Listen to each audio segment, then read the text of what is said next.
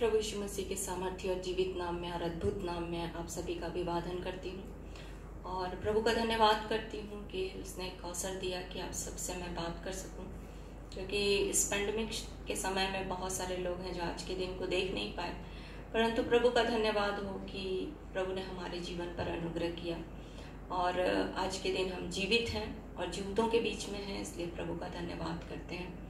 और विषय में जाने से पहले आइए प्रार्थना करें। स्वर्ग और पृथ्वी के राजा यीशु के नाम में आपका धन्यवाद करते हैं, क्योंकि आप प्रार्थनाओं को सुनने वाले परमेश्वर हैं। इसलिए प्रभु आज के समय में आपकी जय जयकार, बड़ाई और प्रशंसा करते हैं, क्योंकि आप जीवते हैं, युगान युग तक राज्य करते हैं। प्रभुता आपकी सदा की, आपका राज्य अविनाशी है। आप बचाने और छुड़ाने वाले परमेश्वर हैं, स्वर्ग और पृथ्वी पर चिन्ह और चमत्कारों को करने वाले परमेश्वर हैं। धन्यवाद देते हैं यीशु के नाम के लिए, जिस नाम के द्वारा प्रभु आपने हमसे अपना मेल कर लिया प्रभु, इसलिए हम आपका धन्यवाद करते हैं, क्योंकि वही हमारा मेल है जिसने हम दोनों को एक कर दिया और अलग करने वाली दीवार को जो बीच में थी ढा दिया। धन्यवाद देते हैं प्रभु आज के समय में आपके जीवित लहू के लिए, जो लहू आज भी विश्वास करने के द्वारा काम करता है, जिसने हमारे विवेक को मरे हुए कामों से शुद्ध किया है ताकि हम जीवते परमेश्वर की सेवा कर सकें। इसलिए हम आपका धन्यवाद करते हैं, धन्यवाद देते हैं आपके पवित्र जीवित सामर्थ्य वचन के लिए कि स्वर्ग और पृथ्वी का टल जाना सहज है, परंतु आपके वचन की बातें बिना पूरा फिर न टलेंगी। प्रभु आपने अपने वचन को अपने बड़े नाम से अधिक महत्व दिया है। आपको अपनी धार्मिकता के निमित्त यही भाया है कि अपनी व्यवस्था की बड़ाई अधिक करके करें, इसलिए आपका धन्यवाद करते हैं। जीवित प्रभु आज के दिन आपकी आत्मा के लिए धन्यवाद, जो आत्मा हमारे सर्वदा साथ है और हम में है, इसलिए हम आपकी प्रशंसा करते हैं। पवित्र आत्मा आज के दिन सब चीज़ों को आपके नियंत्रण में देते हैं। अवश्य कि सब बातों में आप बढ़ें और हम घटते चले जाएं। प्रभु आप वो आत्मा है जो हमें सिखाती हैं, समझाती हैं और स्मरण कराती हैं, इसलिए पवित्र आत्मा हमारी अगुवाई करें। विश्वास से हम आपकी अगुवाई को ले लेते हैं, यीशु मसीह के नाम से मांगते हैं, आमीन।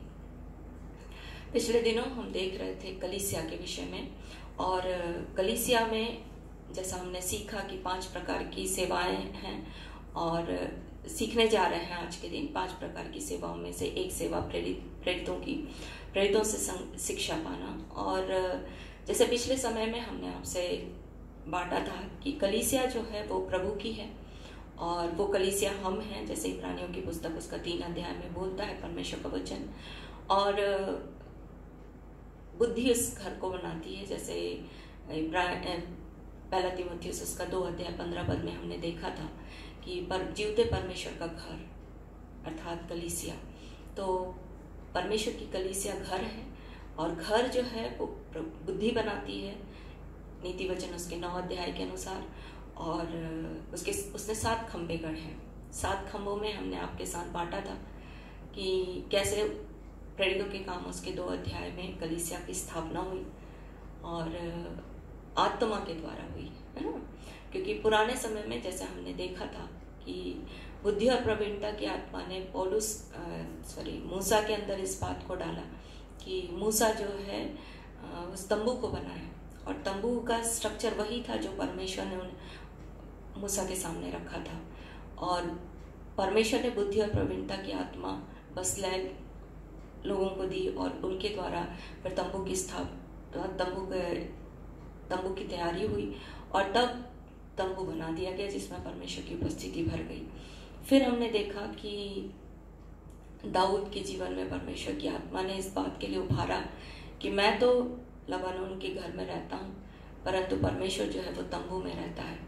और तब परमेश्वर ने दूसरा शमूएल उसके 7 अध्याय में नातान नबी के द्वारा इस बात को प्रकट किया दाऊद के सामने कि जो तू करना चाहता है वो कर। और दाऊद ने उसकी पूरी तैयारी की।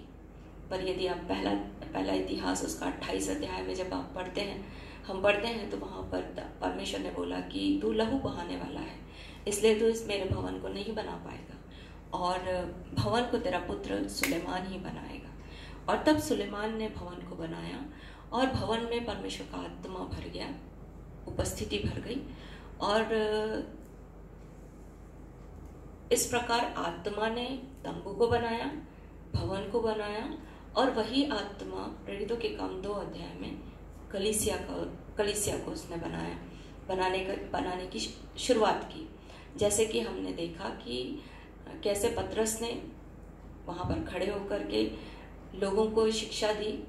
जब लोग आके उनसे बोलने लगे कि हमारे हृदय छिद गए तुम वचन के द्वारा, तो पतरस के सामने लोगों ने जब इस बात को रखा तो पतरस ने उन्हें कहा कि मन फिराओ और तुम अपने अपने पापों की क्षमा के लिए बपतिस्मा लो, तो तुम पवित्र आत्मा का दान पाओगे और टेढ़ी जाति से अलग रहो। प्रेरितों से शिक्षा पाना, संगति रखना, रोटी तोड़ना, प्रार्थना करने में वो लवलीन होते गए। तो ये जो कलीसिया का जो निर्माण है वो कंटिन्यूअस टेंस में है, क्योंकि वहाँ पर जो कलीसिया बनी थी वो आगे लवलीन होती गई। उस काम को उसने कंटिन्यूअस टेंस में उसको जारी रखा। और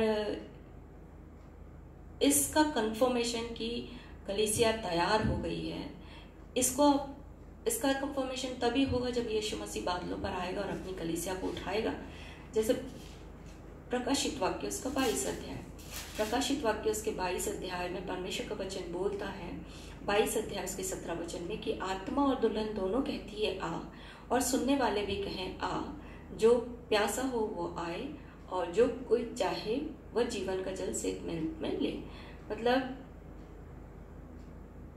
आत्मा और दुल्हन दोनों जब तैयार होकर इस बात को कहेगी कि प्रभु यीशु मसीह आ, और तब प्रभु यीशु मसीह आएगा।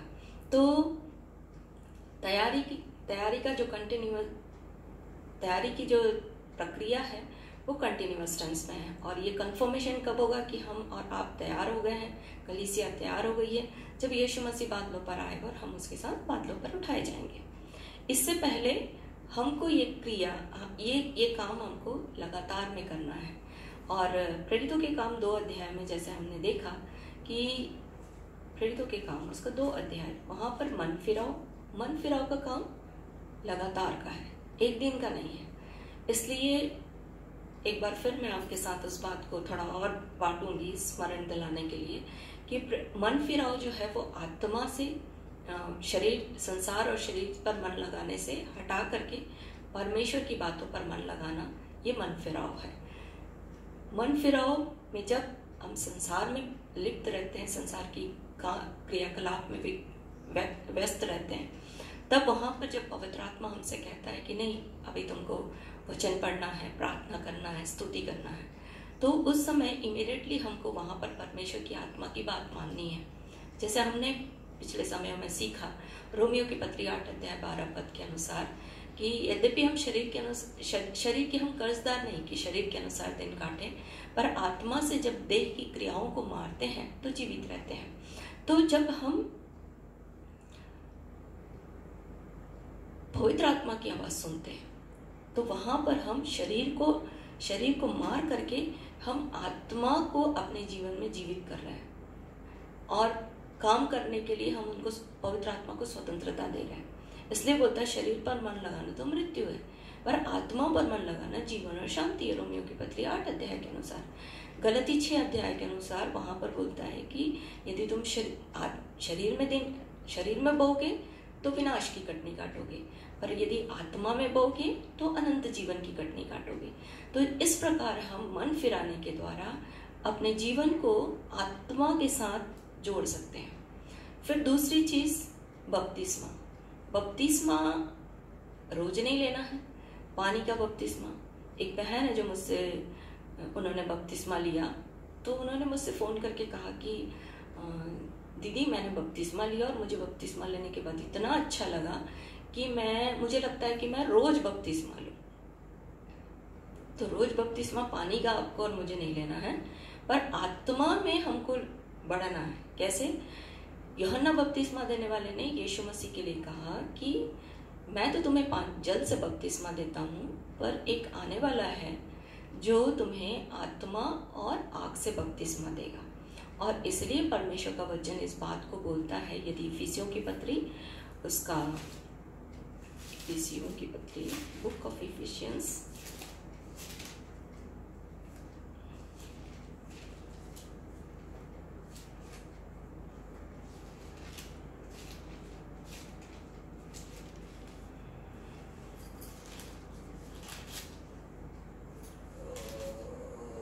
उसका 5 अध्याय 18 वचन बोलता है, दाखरस में मत वाले न बनो, क्योंकि इससे लुचपन होता है, पर आत्मा से परिपूर्ण होते जाओ। मतलब पवित्र आत्मा से हमको लगातार भरते जाना है, परिपूर्ण होते जाना है, परिपूर्णता को प्राप्त करने के लिए। इसलिए प्रेरितों के काम जब हम पढ़ते हैं, प्रेरितों के काम उसके 2 अध्याय में आत्मा का वर्णन शुरुआत में हुआ कि जीवें फटती हुई दिखाई दी, पवित्र आत्मा आया, है ना, और कलीसिया स्थापित हुई।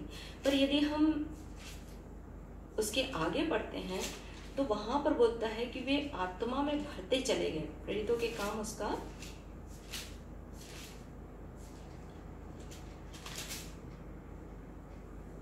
4 अध्याय उसका 31 वचन, जब वे प्रार्थना कर चुके तो वह स्थान जहां वे इकट्ठे थे हिल गया, और वे सब पवित्र आत्मा से परिपूर्ण हो गए और परमेश्वर का वचन हियाव से सुनाते रहे।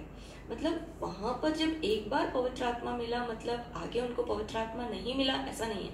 एक और स्थान में जब वो प्रार्थना कर रहे थे तो स्थान हिल गया और वे पवित्र आत्मा से भर गए।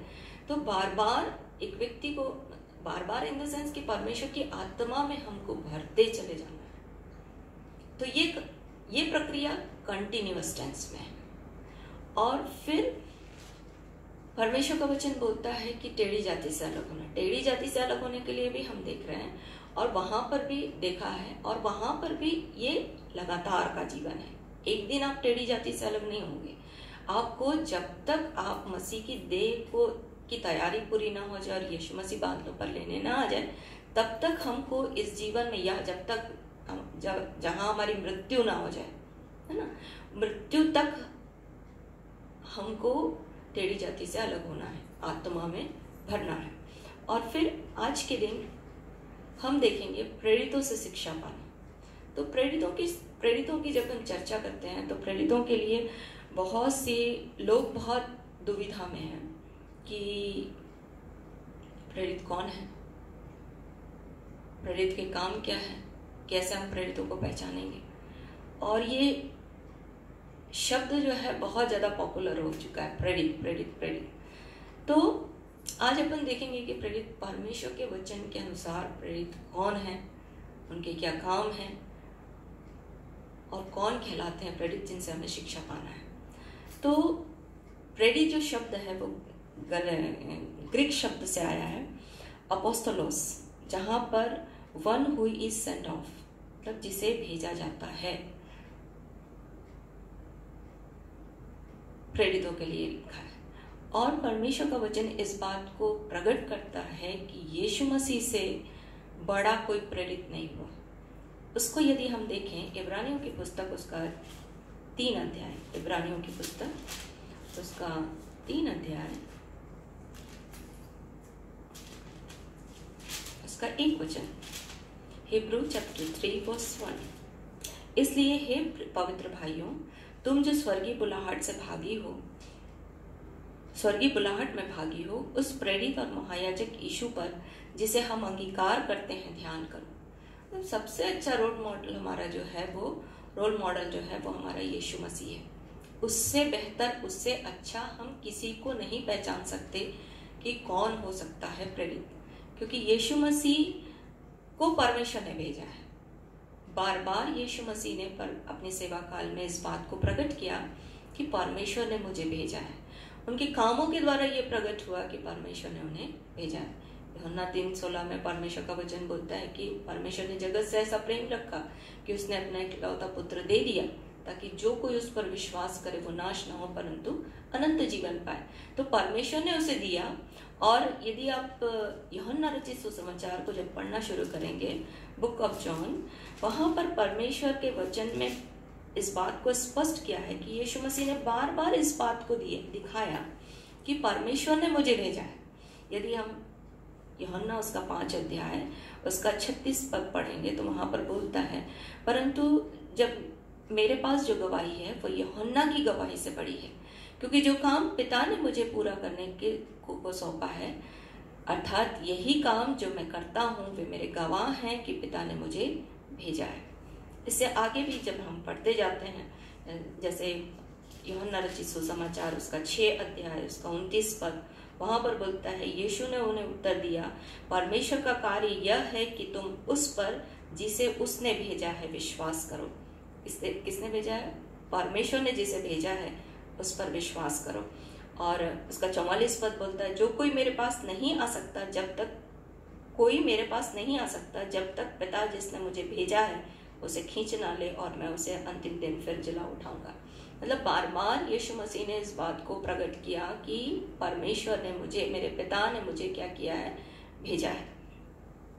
तो यीशु मसीह परमेश्वर का भेजा हुआ है, और वो उससे अच्छा को बड़ा प्रेरित कोई नहीं है।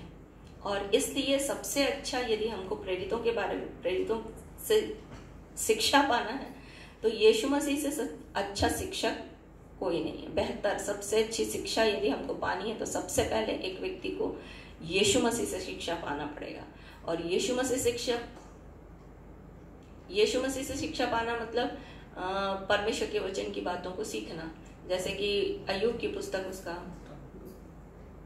वहां पर हालांकि परमेश्वर ने बोला, प्रभु यीशु मसीह ने बोला कि मैं उत्तम नहीं हूँ, उत्तम गुरु केवल पिता है ना, पर यीशु मसीह हमारा गुरु है और हम उसके चेले हैं। तो अय्यूब की पुस्तक, उसमें अय्यूब ने इस बात को दिखाया कि परमेश्वर हमारा शिक्षक है, और परमेश्वर जो है उसने यीशु मसीह को सिखाया।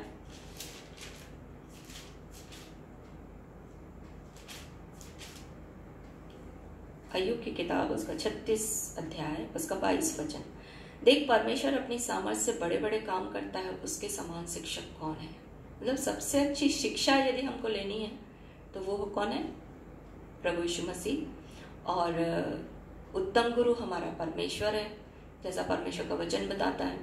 और यीशु मसीह के बारे में लिखता है कि जो उसने देखा पिता को करते हुए वही उसने किया, जो उसने वहां से सीखा वही हमको उसने चेलों को सिखाया। तो परमेश्वर के वचन से शिक्षा यदि जब हम लेते हैं तो इसका मतलब हम यीशु से शिक्षा लेते हैं, है ना। तो जैसे मैंने आपको बताया कि परमेश्वर का भेजा हुआ, तो यीशु मसीह हमारा प्रेरित है, सबसे महान प्रेरित, बड़ा प्रेरित, है ना। और उसने फिर प्रेरित नियुक्त किए। तो पहली चीज जब हम देखते हैं तो they are appointed by the God. परमेश्वर से जो प्रेरित होते हैं वो परमेश्वर के द्वारा नियुक्त किए हुए होते हैं, है ना। तो जैसे यीशु मसीह ने नियुक्त किया चेलों को, जैसे कि लूका उसका 9 अध्याय, लूका उसका 9 अध्याय, वहां पर बोलता है, फिर उसने 12 को बुलाकर उन्हें सब दुष्टात्मा और बीमारियों को दूर करने के लिए सामर्थ और अधिकार दिया, और उन्हें राज्य का प्रचार करने और बीमारों को अच्छा करने के लिए भेजा। तो ये जो 12 प्रेरित थे, जिनको मत्ती उसके 10 अध्याय उसके 1 वचन में बोलता है कि उसने उन्हें क्या किया? प्रेरित नियुक्त किया। मत्ती की किताब, बुक ऑफ मैथ्यू चैप्टर 10।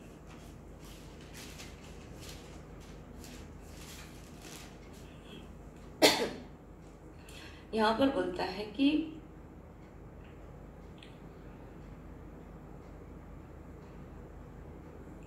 फिर उसने अपने 12 चेलों को पास बुलाकर उन्हें अशुद्ध आत्माओं पर अधिकार दिया कि वह उन्हें निकाले और सब प्रकार की बीमारियों और सब प्रकार की दुर्बलताओं को दूर किया।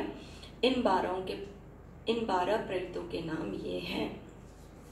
मरकुस उसके 6 अध्याय में भी परमेश्वर का वचन इस बात को बोलता है। यदि हम मरकुस उसके 6 अध्याय में पढ़ते हैं,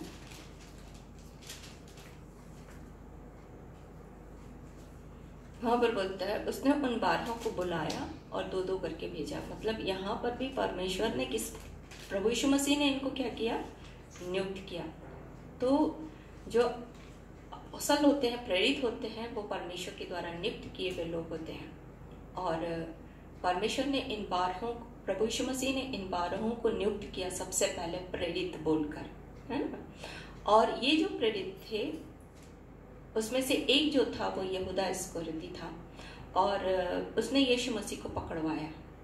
और तब जब यीशु मसीह की जब उसे समझ में आया कि मैंने एक निर्दोष को पकड़वा दिया है, और तब उसने क्या किया, गया और जैसे हम परमेश्वर के वचन में पढ़ते हैं कि उसने फांसी लगा ली, तो वह स्थान रिक्त हो गया। 12 प्रेरितों का स्थान जो है उसमें से एक स्थान जो है वह रिक्त हो गया, खाली हो गया। और तब प्रेरितों के काम उसके, जब हम पढ़ते हैं प्रेरितों के काम उसका 1 अध्याय, प्रेरितों के काम उसके 1 अध्याय में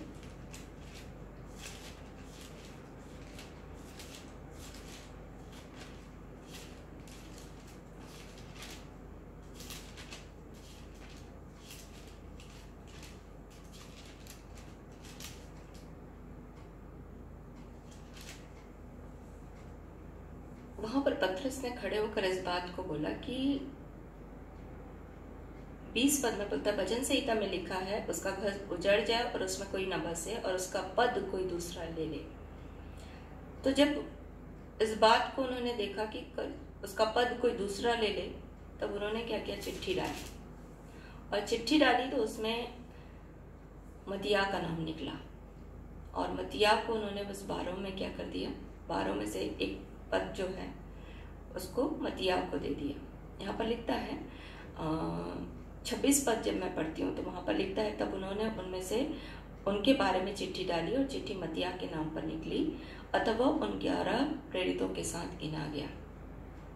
तो ये चिट्ठी के द्वारा इन्होंने उस स्थान को जो यहूदा इस्करियोती के का खाली हुआ था उसको इन्होंने मतिया के द्वारा भरने की कोशिश की।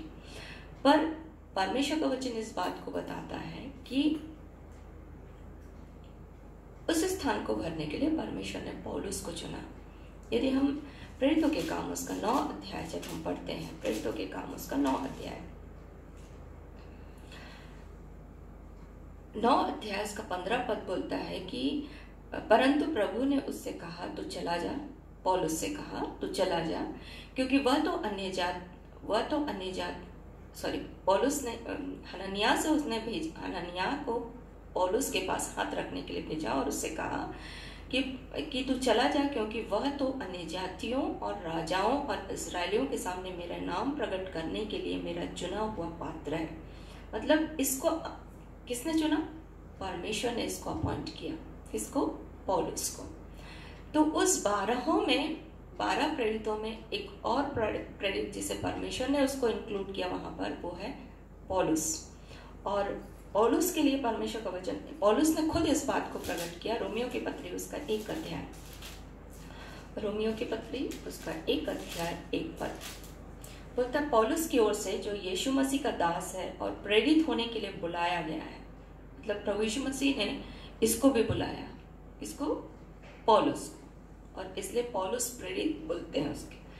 और ये रोमियो की पत्री उसका 11 अध्याय उसका 13 वचन पढ़ेंगे तो वहां पर भी बोलता है, मैं तुम अन्य जातियों में से यह सब बातें कहता हूँ, जबकि मैं अन्य जातियों के लिए प्रेरित हूँ तो मैं उसकी सेवा की बड़ाई करता हूँ।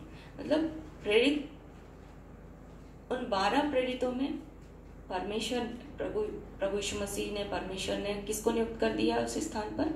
पौलुस को नियुक्त कर दिया। और जो प्रेरित होते हैं, जो 12 जो नंबर होता है वो डिवाइन अथॉरिटी या गवर्नर को दर्शाता है। और इसलिए परमेश्वर ने उन 12 को क्या किया? अधिकार दिया। यदि हम, जैसे मैं अभी तक पढ़ती आई मत्ती उसके 10 अध्याय में और लूका उसके 9 अध्याय में, तो परमेश्वर ने उनको क्या, प्रभु यीशु मसीह ने के द्वारा उनको क्या मिला? अधिकार मिला कि वह दुष्ट आत्माओं पर अधिकार रखे, बीमारों को चंगा करें, कोढ़ियों को शुद्ध करें, दुष्ट आत्माओं को निकालें। और कुछ 6 अध्याय में भी इस बात को लिखता है। और मत्ती उसके 10 अध्याय, मत्ती उसका 10 अध्याय। तो दूसरी चीज हम देखते हैं, पहले चीज हमने देखा कि वो किसके द्वारा नियुक्त किए जाते हैं? प्रेरित जो है वो परमेश्वर के द्वारा नियुक्त किए हुए लोग होते हैं, जिन्हें परमेश्वर नियुक्त करके भेजता है। दूसरी चीज़, उनके पास स्पिरिचुअल अथॉरिटी होती है, उनके पास ये अधिकार होता है कि वो सामर्थ के काम करें। और जैसे एक बात परमेश्वर का वचन बोलता है, यदि दूसरा कुरिन्थियों की पत्री उसका 12 अध्याय उसका 12 वचन, दूसरा कुरिन्थियों की पत्री उसका 12 अध्याय उसका 12 वचन, प्रेरित के लक्षण भी तुम्हारे बीच में सब प्रकार के धीरज सहित चिन्हों, अद्भुत कामों और सामर्थ के कामों के कारण कामों से दिखाए गए।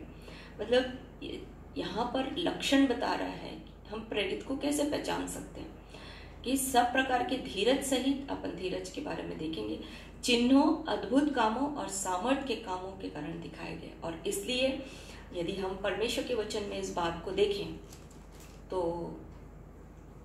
प्रेरितों के काम उसका 5 अध्याय, प्रेरितों के काम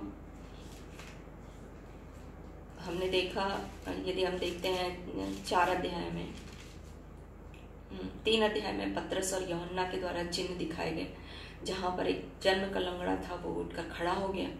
और 5 अध्याय जब हम पढ़ेंगे तो वहाँ पर फिलिप्पुस को परमेश्वर ने इस्तेमाल, 8 अध्याय है, फिलिप्पुस को परमेश्वर ने बहुत आयत के साथ इस्तेमाल किया। यदि प्रेरितों के काम उसका 8 अध्याय उसका 13 पद पढ़ेंगे तो वहाँ पर बोलता है, तब शमौन ने स्वयं भी विश्वास किया और बपतिस्मा लेकर फिलिप्पुस के साथ रहने लगा। वह चिन्ह और बड़े बड़े सामर्थ के काम करते हुए काम होते देखकर चकित होता था। मतलब पतरस को भी परमेश्वर ने इस्तेमाल किया। पतरस को कैसे इस्तेमाल किया? जब हम 5 अध्याय पढ़ते हैं तो वहाँ पर बोलता है 5 अध्याय का 15 पद, यहाँ तक कि लोग बीमारों को सड़कों पर ला लाकर खाटों और खटोलों पर लिटा देते थे, और कि जब पतरस आए तो उसकी छाया ही उनमें से किसी एक पर पड़ जाए। मतलब परमेश्वर ने छाया के रूप में लोगों के सामने अपनी सामर्थ को पतरस के द्वारा दिखाया। तो परमेश्वर ने पतरस को इस्तेमाल किया, यूहन्ना को इस्तेमाल किया, फिलिप्पुस को इस्तेमाल किया, और इसके साथ ही जिस व्यक्ति को नियुक्त किया परमेश्वर ने, पौलुस को, पौलुस के लिए बोलता है परमेश्वर का वचन। यदि आप रोमियो की पत्री उसका 15 अध्याय, प्रेरितों के काम उसका 26 अध्याय है,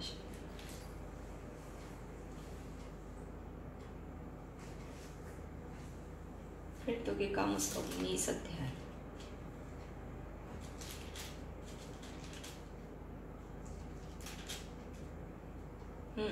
प्रेरितों के काम 19 अध्याय 11 पद में बोलता है, परमेश्वर पौलुस के हाथों से सामर्थ के और अनोखे काम दिखाता था, यहाँ तक कि रुमाल और अंगोछे उसकी देह से स्पर्श कराकर बीमारों पर डाल देते थे और उनकी बीमारियां जाती रहती थी और दुष्ट आत्माएं उसमें से निकल जाया करती थी। तो परमेश्वर ने जैसे पतरस, पौलुस, फिलिप्पुस, जिनको प्रभु यीशु मसीह ने नियुक्त किया था देह के रहने के दिनों में, उनके द्वारा जैसे आश्चर्य के काम होते थे, वैसे ही प्रेरितों पौलुस के द्वारा, जिसे प्रभु यीशु मसीह ने एक दर्शन के द्वारा नियुक्त किया था, उसके द्वारा भी ये चिन्ह और चमत्कार होते थे। और इसलिए परमेश्वर का वचन इस बात को प्रकट करता है कि प्रेरितों की जो लक्षण होते हैं वो चिन्ह और चमत्कारों के द्वारा परमेश्वर अपने आप को, वचन को दृढ़ करता है। जैसे कि मरकुस उसके 16 अध्याय में, मरकुस उसका 16 अध्याय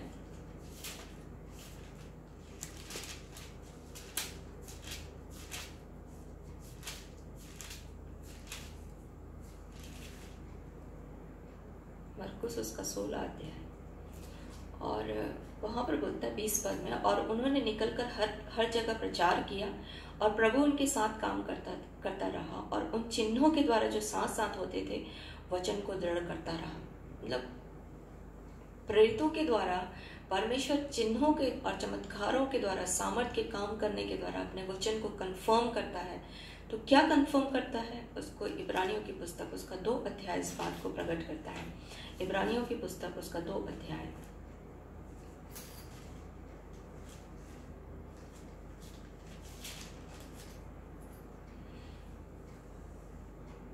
3 और 4 पद, तो हम लोग ऐसे बड़े उद्धार से निश्चिंत रहकर कैसे बच सकते हैं जिसकी चर्चा पहले प्रभु के द्वारा हुई और सुनने वालों के द्वारा हमें इसका निश्चय हुआ, और साथ ही परमेश्वर भी अपनी इच्छा के अनुसार चिन्हों, अद्भुत कामों और नाना प्रकार के सामर्थ के कामों और पवित्र आत्मा के वरदानों के बांटने के द्वारा इसकी गवाही देता है।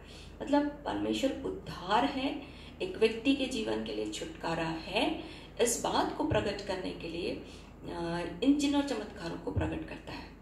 इसमें किसी व्यक्ति विशेष की महिमा के लिए नहीं प्रभु करता, कोई व्यक्ति इस काम को नहीं करता। परमेश्वर अपनी सामर्थ और अपने पवित्र आत्मा के वरदानों के द्वारा इस बात को प्रकट करता है लोगों के जीवन में कि परमेश्वर के यीशु मसीह के द्वारा ही उद्धार है। यीशु मसीह के नाम के द्वारा जब चमत्कार होते हैं, यीशु मसीह के नाम के द्वारा जब छुटकारा लोगों के जीवन में होता है, और यीशु मसीह के लहू के द्वारा जब एक व्यक्ति के पापों की क्षमा होती है, तो इस बात का प्रगटीकरण है कि उद्धार एक व्यक्ति के जीवन के लिए यीशु मसीह के द्वारा है। तो परमेश्वर इस बात को चिन्ह और चमत्कारों के द्वारा प्रकट करता है, और इसके लिए प्रेरितों को परमेश्वर ने इस्तेमाल किया। प्रभु यीशु मसीह ने अपने देह के रहने के दिनों में किया। जैसे हम देखते हैं कि जैसे मैंने आपको पहले बताया कि इब्रानियों की पुस्तक उसका 3 अध्याय 1 पद में कि उससे बड़ा प्रेरित हमारा कोई नहीं है जिस पर हम ध्यान करें। तो यीशु मसीह ने उन चिन्ह चमत्कारों के द्वारा इस बात को प्रकट किया कि परमेश्वर के पास आने, कैसे लोग परमेश्वर के पास आ जाए, है ना।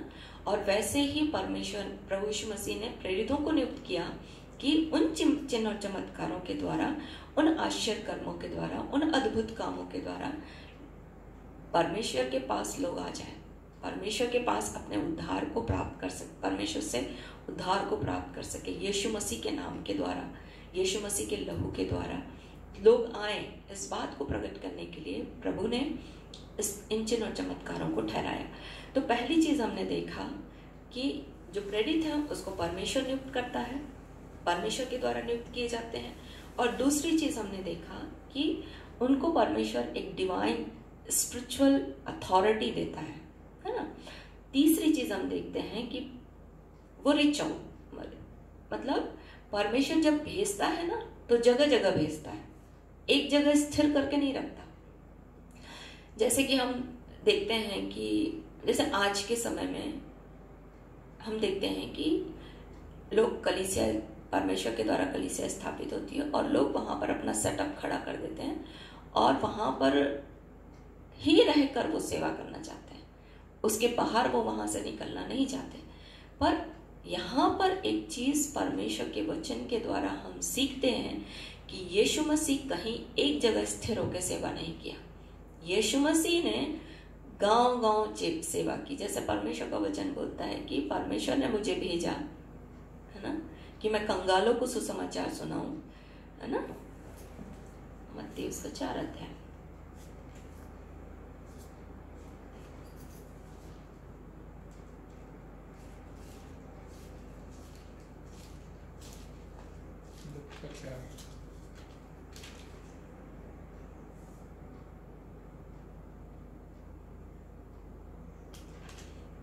वहां पर बोलता है कि परमेश्वर ने मेरा अभिषेक किया कि मैं कंगालों को सुसमाचार सुनाऊं, खेदित मन वालों को शांति दो, बंधुओं को स्वतंत्रता का, कैदियों को छुटकारे का और प्रभु के प्रसन्न रहने के दिन का न्याय प्रचार करूं, है ना। तो वो एक दिन के लिए नहीं था, एक जगह के लिए नहीं था, पर्टिकुलरली एक जगह के लिए नहीं था। वो क्या था? वो संसार भर के लिए था। इसलिए यीशु मसीह ने बोला, जब चेलों को, जब यीशु मसीह जा रहा था मत्ती उसके 28 अध्याय में, तो प्रभु यीशु मसीह ने बोला कि चलो अपन पढ़ लेते हैं इसको।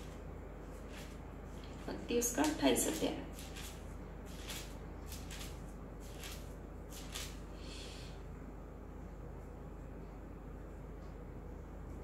19 पद। इसलिए तुम जाओ और सब जातियों को, सारे नेशंस बोलते हैं, सब जातियों के लोगों को, ट्राइब्स और नेशंस, है ना, वहां पर लोगों को चेला बनाओ और उन्हें पिता, पुत्र और पवित्र आत्मा के नाम से बपतिस्मा दो और उन्हें सब बातें जो मैंने तुम्हें आज्ञा दी है मानना सीखा, और देखो जगत के अंत तक मैं तुम्हारे साथ हूं। तो एक जगह के लिए सेवा नहीं दी गई है। लूका उसका 8, मरकुस उसका 6 अध्याय, मरकुस उसका 6 अध्याय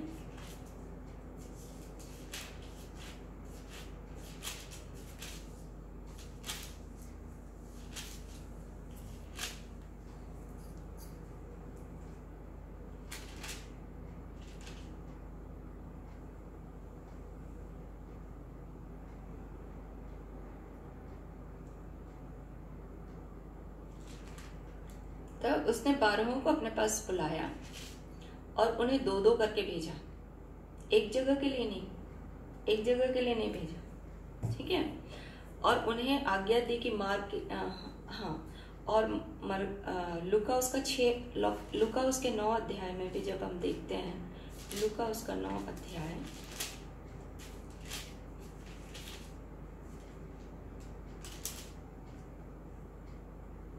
6 पद में बोलता है, लूका 9:6 में बोलता है, अतः वे निकलकर गांव-गांव सुसमाचार सुनाते और हर कहीं लोगों को चंगा करते हुए फिरे। तो एक जगह स्थिर होकर उन्होंने काम नहीं किया, एक के लिए काम नहीं किया, एक पर्टिकुलरली जगह के लिए काम नहीं किया, उन्होंने पूरे संसार के लिए काम करने की नियुक्ति पाई है परमेश्वर की ओर से। तो और यही काम को पौलुस ने किया। यदि हम प्रेरितों के काम उसका 27 अध्याय पढ़ेंगे, जब 22 अध्याय, प्रेरितों के काम उसका 22 अध्याय, प्रेरितों के काम उसका 22 अध्याय,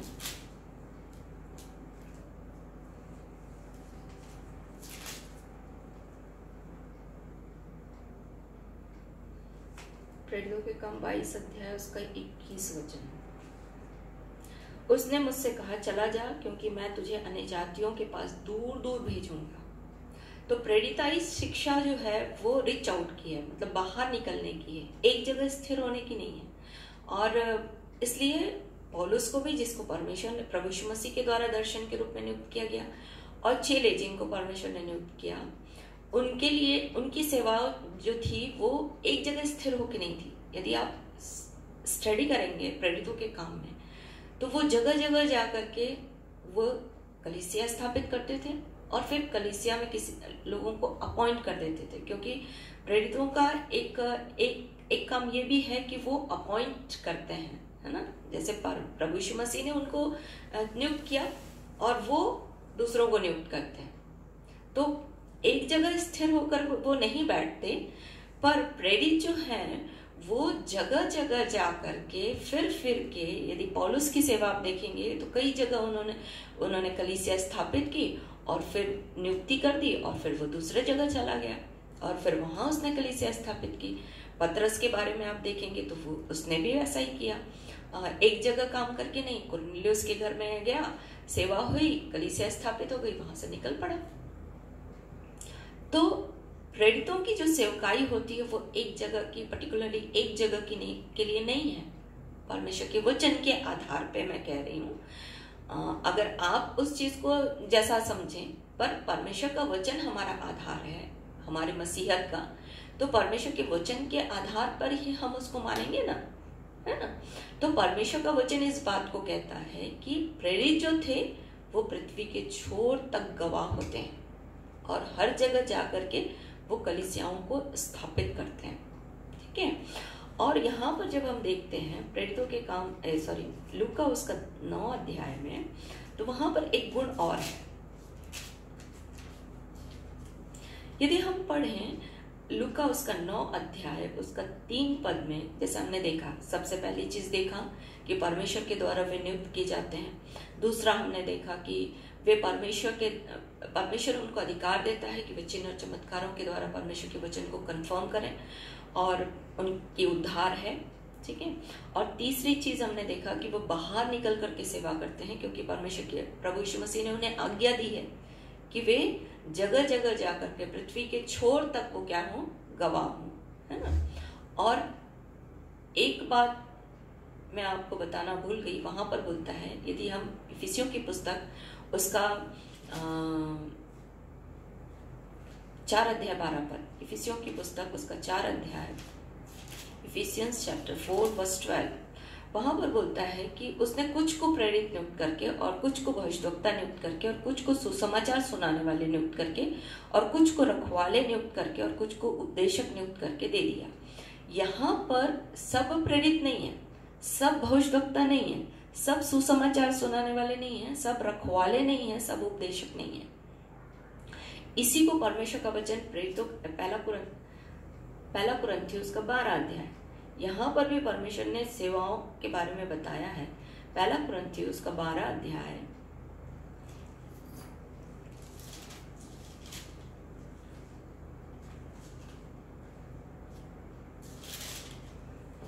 वहां पर बोलता है 27-28 पद में, और परमेश्वर की कलीसिया में अलग अलग व्यक्ति नियुक्त किए हैं परमेश्वर ने। प्रथम प्रेरित, दूसरा भविष्यवक्ता, तीसरा शिक्षक, फिर सामर्थ के काम करने वाले, फिर चंगा करने वाले, फिर उपकार करने वाले, फिर प्रबंधक, फिर नाना प्रकार की भाषा बोलने वाले।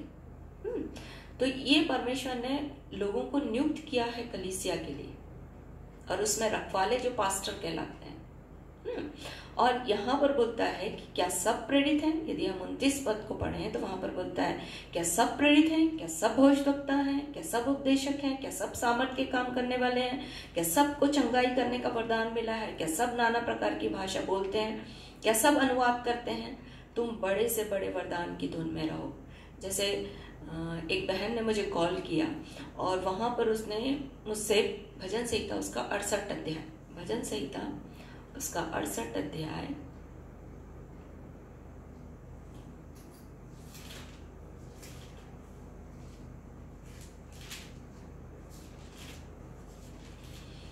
उसका 11 पद उसने पूछा मुझसे, प्रभु आज्ञा देता है तब शुभ समाचार सुनाने वालियों की बड़ी सेना हो जाती है। तो उसने मुझसे पूछा कि क्या ये महिलाओं के लिए है। मैंने उससे कहा कि हाँ, महिलाओं के लिए है। परमेश्वर का वचन यही दिखा रहा है, यही बताता है, क्योंकि मैंने बहुत सारे वचन में इस चीज़ को देखा और तब मैं इस बात को आपसे कह रही हूँ कि ये महिलाओं के लिए है। फिर उसने मुझसे बोला, ओ तब तो बहुत सारे प्रेरित जो हैं वो इकट्ठे हो जाएंगे, खड़े हो जाएंगे। तो मुझे लगा कि इस विषय में तो लोगों को पता होना चाहिए, मालूम होना चाहिए कि क्या सब प्रेरित हैं, क्या सब भविष्यवक्ता हैं, क्या सब शिक्षक हैं, क्या सब सुसमाचार सुनाने वाले हैं। पौलुस इस बात को कह रहा है, और कलीसिया, इफिसियों की कलीसिया में पौलुस ने इस बात को प्रकट किया कि कुछ को नियुक्त किया है परमेश्वर ने, है ना। और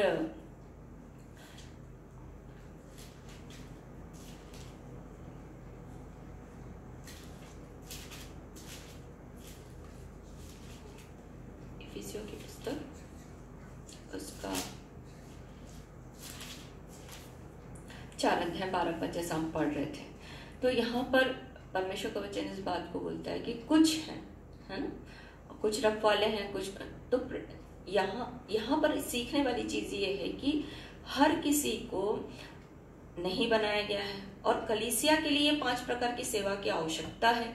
इसलिए हर कलीसिया में, हर जहां पर कलीसिया स्थापित होती है वहां पर इन 5 प्रकार की सेवाओं का इस्तेमाल किया जाना चाहिए। अगर आप जहां पर हैं वहां पर अगर प्रेरित नहीं है तो आप प्रेरित को बुला सकते हैं जो प्रेरिताई सेवा कर रहे हैं। यदि आपके जहाँ की कलीसिया में आप जुड़े हुए हैं, जहाँ पर परमेश्वर ने अपनी कलीसिया बनाई है, वहां पर यदि भविष्यवक्ता नहीं है तो आप भविष्यवक्ता को बुलाकर वहां पर उसका इस्तेमाल कर सकते हैं परमेश्वर की कलीसिया की उन्नति के लिए। क्योंकि यहाँ पर परमेश्वर का वचन बोलता है, यदि इफिसियों के पत्र उसका 4 अध्याय 12 पद में जब हम पढ़ते हैं तो वहां पर बोलता है कि जिससे पवित्र लोग सिद्ध हो जाए। मतलब ये 5 प्रकार की सेवा जो कितनों को मिली हुई है उनको हर एक कलीसिया में इस्तेमाल किया जाना चाहिए।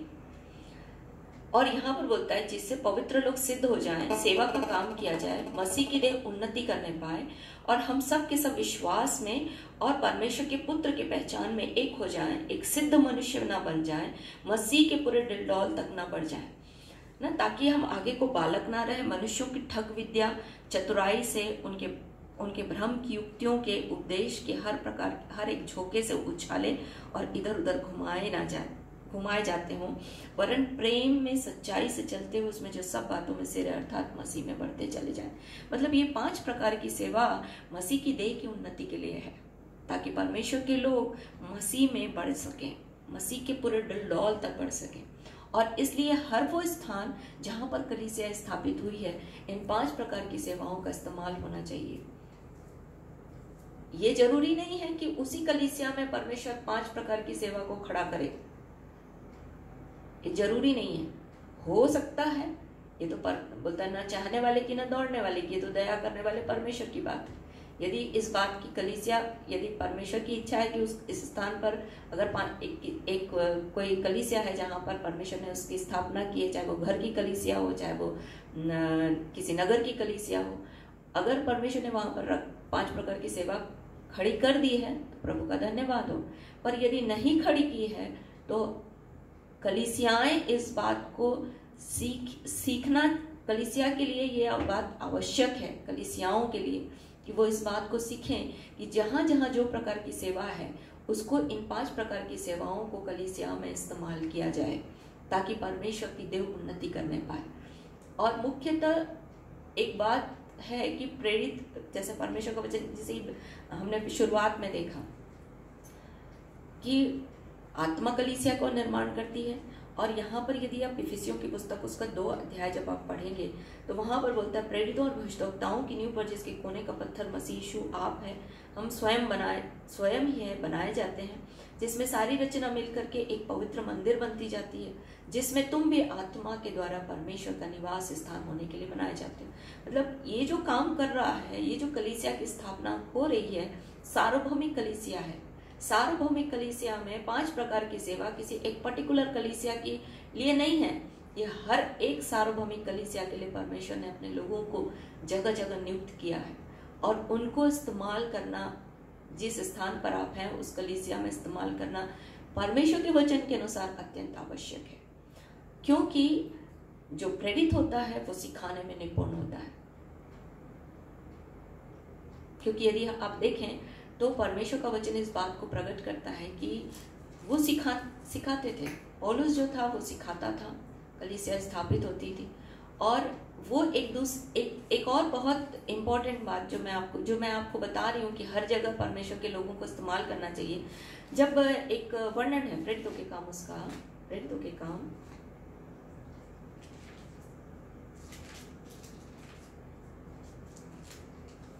13 अध्याय में परमेश्वर की कलीसिया ने पौलुस और बरनबास को नियुक्त किया पवित्र आत्मा की अगुवाई में, और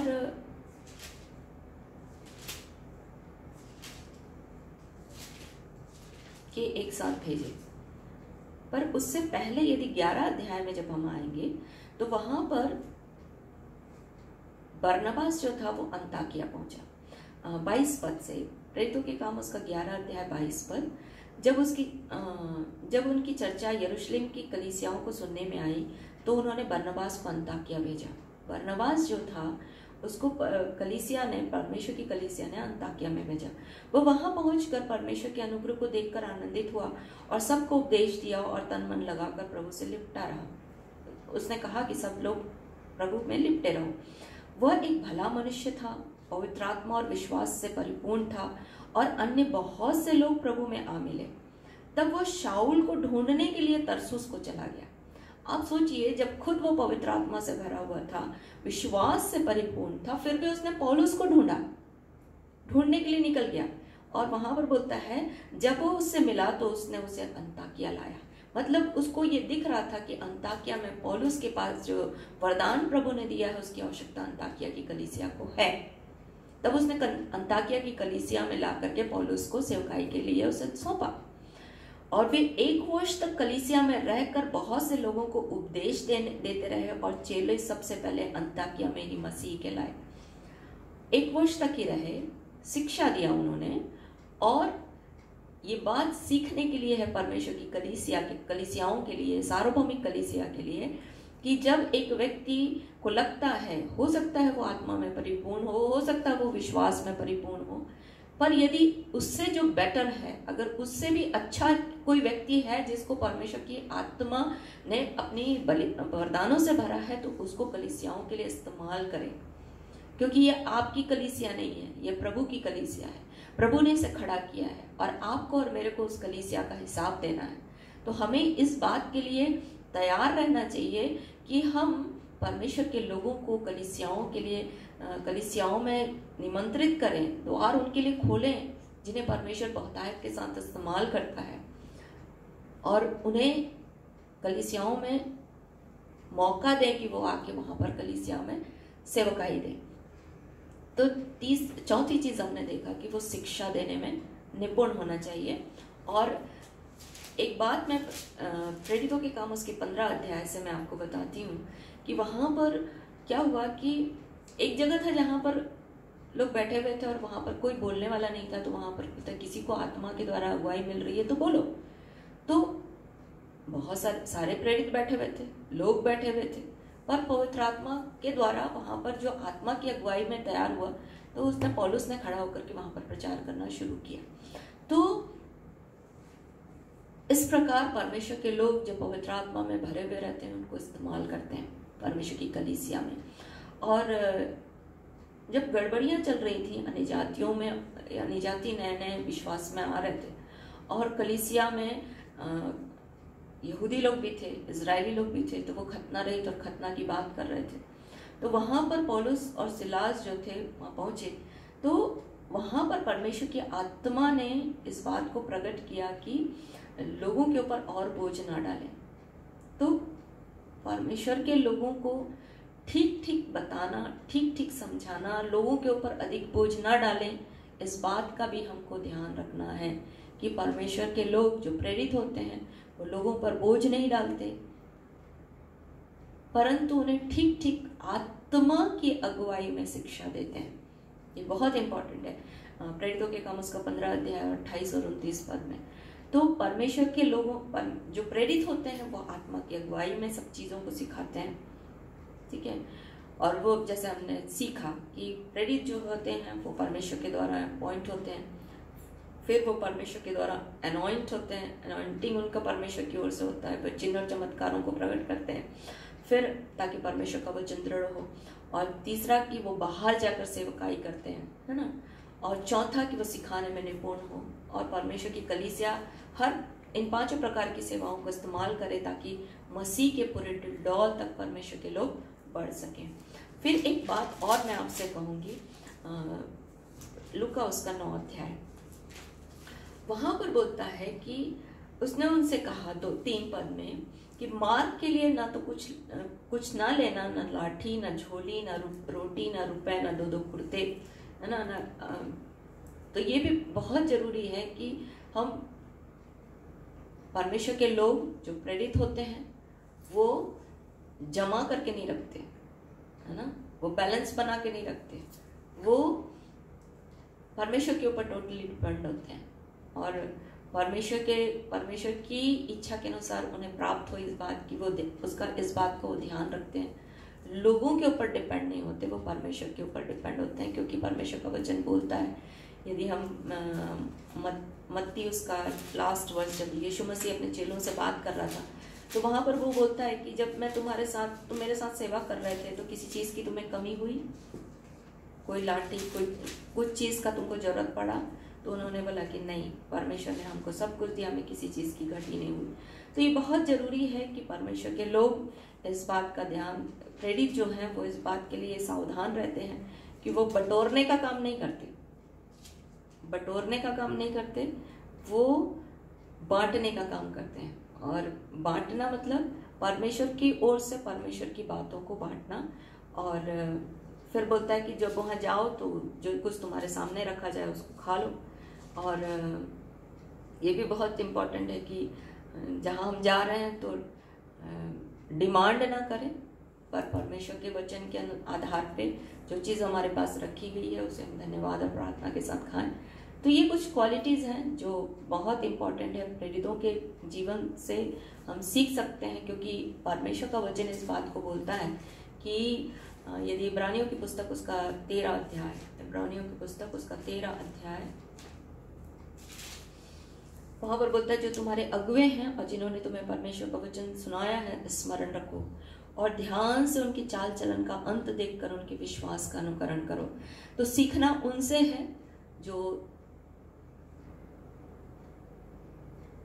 उनसे है जिनके चाल चलन का अंत हम देख रहे हैं, उनके विश्वास का हमें अनुकरण करना है। और परमेश्वर का वचन जैसे बोलता है कि प्रेरितों से शिक्षा पाना, तो सबसे पहले यीशु मसीह से शिक्षा पाना और यीशु मसीह से शिक्षा पाना, और फिर प्रेरितों के जीवन से हम प्रेरितों के काम में हम सीख सकते हैं कि कैसे परमेश्वर के लोगों ने सेवा की। और यदि हम पूरा नया नियम जब हम पढ़ते हैं तो वहाँ पूरे नया नियम में इस बात का वर्णन है कि उन प्रेरितों ने जिन्हें परमेश्वर ने नियुक्त किया किस प्रकार का काम उन्होंने किया है। सो प्रभु हमारी सहायता करे कि हम किस प्रकार प्रेरितों से शिक्षा, कौन प्रेरित हैं जिससे हम शिक्षा पाएं। हालेलुया।